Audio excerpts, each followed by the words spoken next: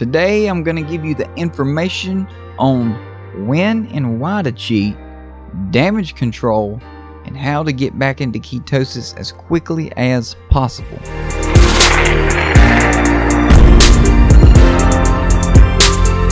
Looking at the whys. Why should you cheat on keto?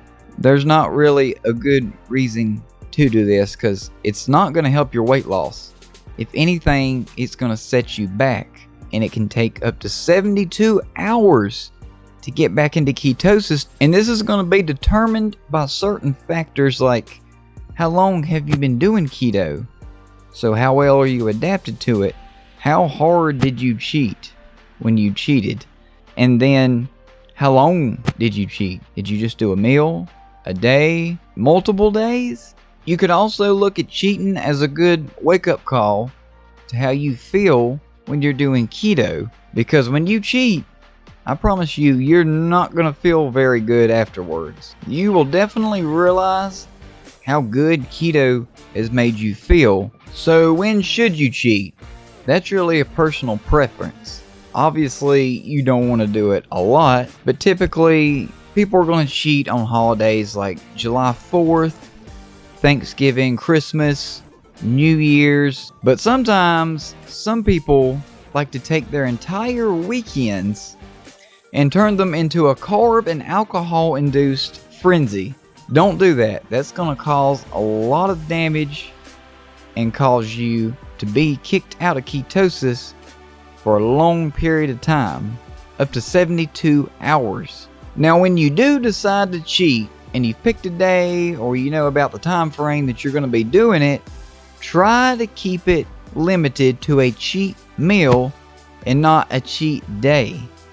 Enjoy your cheat meal, whatever it is you're going to be having, and then right after that, just get right back on track.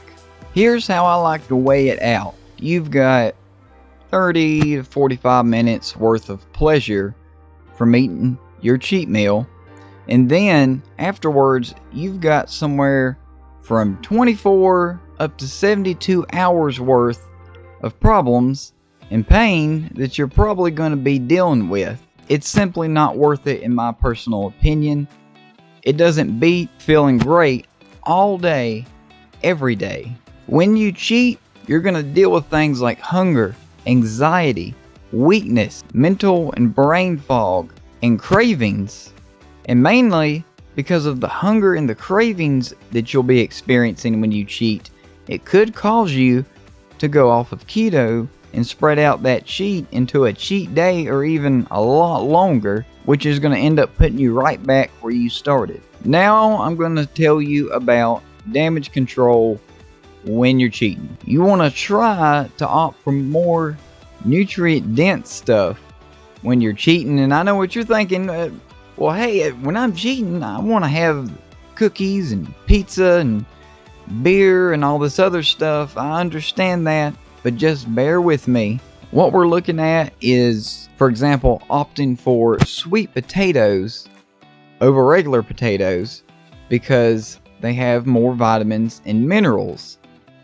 Okay, and then wild rice over regular white rice because they have more vitamins and minerals in the wild rice. Then opting for fruits over fruit juices because fruit juices are pasteurized. That kills almost all the nutrients that are in them. There's literally nothing left hardly when they do this, but they will sit on a shelf longer because there's nothing in them left to really support much life. The fruits are going to have vitamins, minerals, enzymes, and fiber. Now, if you want to take it one step further, you can switch to berries instead of fruits because they are lower in sugar. Speaking of sugars, you're going to be dealing with a lot of different sugars when you go to cheat. Just looking at glucose and fructose. These operate in different ways in the body. The first two examples are going to be high fructose corn syrup and beet sugar. I think a lot of us know about high fructose corn syrup. A lot of people are drinking this stuff daily. Now, high fructose corn syrup is 58% fructose and the rest of it is glucose. Also, it's GMO, so it has glyphosate residue. Beet sugar is also GMO, but for example, cane sugar is not. So it's kind of like the lesser of two evils here. Both things that are not really good for your health, but at least getting something that's made with cane sugar and not high fructose corn syrup or beet sugar is at least one step up. And yes, this is possible if one of the things you like to have when you cheat is soda. There are a lot of different brands out there that still make soda with cane sugar instead of high fructose corn syrup. Another one that I want to point out is agave nectar. This is typically about 70% fructose and 30% glucose. What you have to realize about fructose, and this is confusing for a lot of people, but it's that fructose is only a 19 on the glycemic index scale. So it's really low. So a lot of people think, well, I can have that, right? Wrong. The reason for that is because fructose has to be metabolized in the liver. It can't be burned for energy and spread out through the body to be utilized like glucose can. Now you're still thinking, well, why is that bad? It's because after 30 grams of fructose, it starts putting a tremendous amount of stress on the liver. Damage starts occurring, and you can develop things like insulin resistance and a fatty liver. It's twice as damaging as sugar. It has the same effect on your liver as like when you drink a lot of alcohol. So that's why it would be best to try to avoid things with high amounts of fructose when you're cheating. Yeah, it may only be for a meal, or you might decide to do a cheat day. Just try to minimize the damage that you cause for whatever time you choose. The next thing that you can do for damage control is try increasing your fiber intake when you're cheating, because even though fiber is considered a carbohydrate, it does not spike insulin. It'll actually help buffer out the insulin effect when you're cheating. Now, the next thing I hit on a little bit earlier, but commercial versus organic stuff. Commercial is most likely going to be GMO, and it's going to come with the pesticides, insecticides, fungicides, antibiotics, things like that. Organic doesn't have all that stuff with it. So let's say, for example, that when you're going to cheat, you're going to have something like popcorn, some kind of corn chips, something like that. Just opt for the organic version of those. Yes, it's still not good, but it's still one step up. Or if you need some kind of salad dressing or mayonnaise or something, you've looked at all the stuff on the shelf and you can't find anything that doesn't have soybean oil or canola oil in it. Well, at that point, try to find something that's organic. Even though it still has soy or canola, like I said, it's still at least one step up. The next thing you want to look out for when you're doing damage control when you're cheating is MSG, monosodium glutamate. This is in a lot of different restaurants, and basically when this is added to food, it's going to make it taste a lot better than it actually is. When you eat something that has that in it, you're just thinking, wow, this is so good, this is amazing. Well, it's got a lot of problems behind it and a lot of dangerous ones. Now, first of all, it's got a great concept behind it. It dilates the taste buds, but it causes a 300% insulin spike. Since it's tasting so good, one thing that is driving that is the fact that it overexcites the neurons in your brain to the point to where they burn out. This is why MSG has actually been linked to things like dementia, Alzheimer's, and a bunch of other neurodegenerative diseases. So definitely try to avoid that stuff. So what can you do to get back into ketosis quickly after you went and had your cheat meal? The first two I'm going to tell you are good to consume while you're cheating. The first one is going to be apple cider vinegar.